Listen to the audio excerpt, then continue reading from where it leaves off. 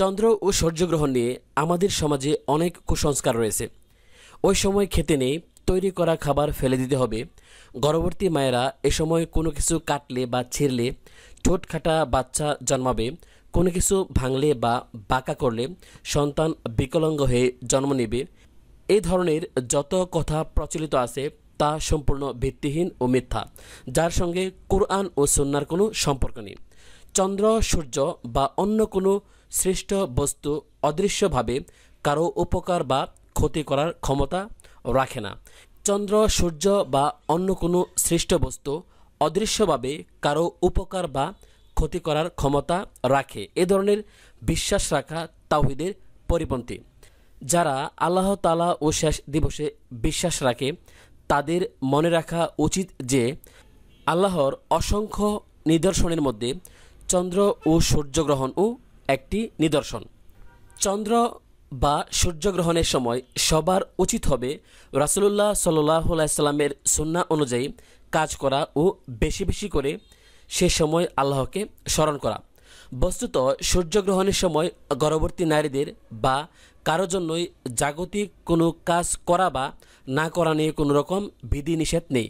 এ ব্যাপারে যা প্রচলিত আছে তা কেবলই কুসংস্কার ও ভ্রান্ত বিশ্বাস। এ ধরনের কোনো নিয়ম মানলে বা বিশ্বাস করলে মারাত্মক গুনাহ হবে।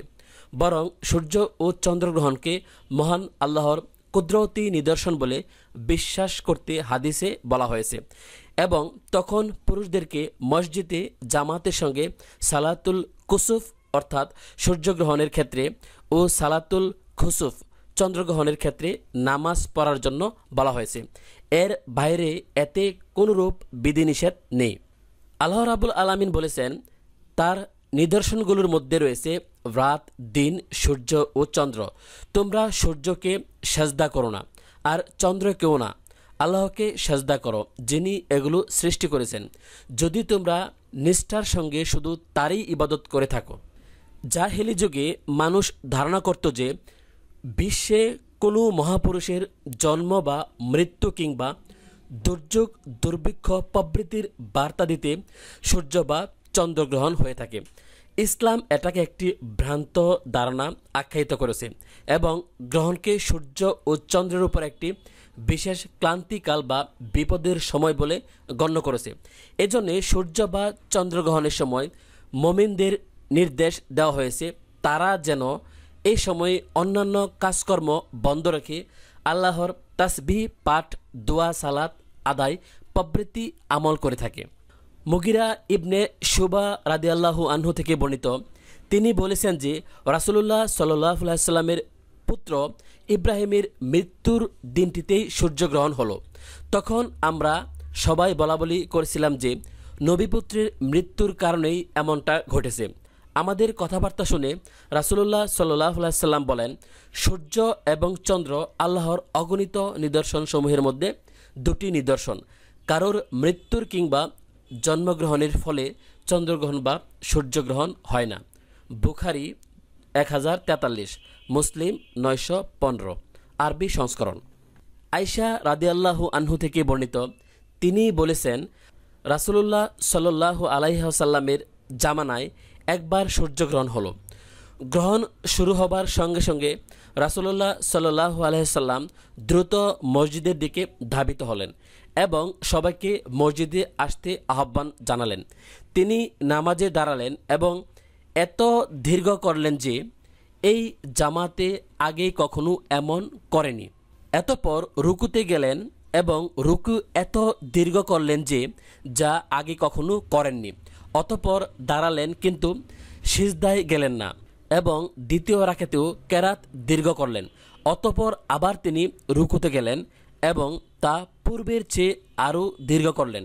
রুকু সমাপ্ত হলে দাঁড়ালেন, এরপর সিজদায় গেলেন এবং তা এত দীর্ঘ করলেন যে আগে কখনো এমনটা করেননি।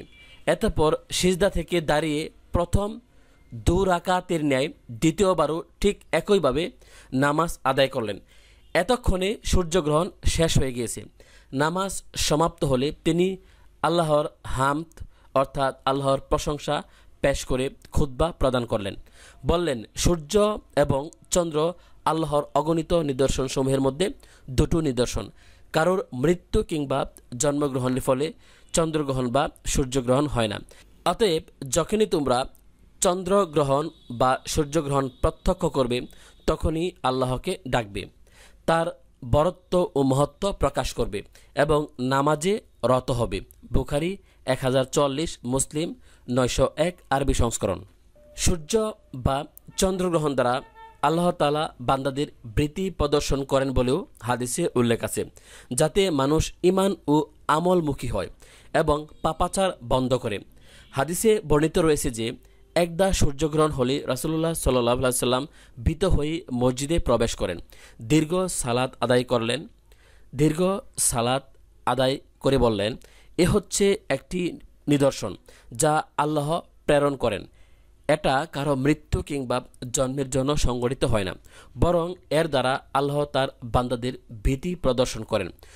তোমরা যখন সূর্য ও চন্দ্রগ্রহণ দেখবে তখন ভীত মনে আল্লাহর জিকির, দোয়া ও তার ক্ষমা প্রার্থনার দিকে দ্রুত গমন করবে। বুখারী ও মুসলিম। আল্লাহ যেন আমাদের সঠিক পথ প্রদর্শন করেন এবং আমাদেরকে রাসূলুল্লাহ সাল্লাল্লাহু আলাইহি সাল্লামের দেওয়া শিক্ষাকে দৃঢ়ভাবে আঁকড়ে ধরে রাখতে সাহায্য করেন। আমিন। সকলকে ধন্যবাদ। আসসালামু আলাইকুম।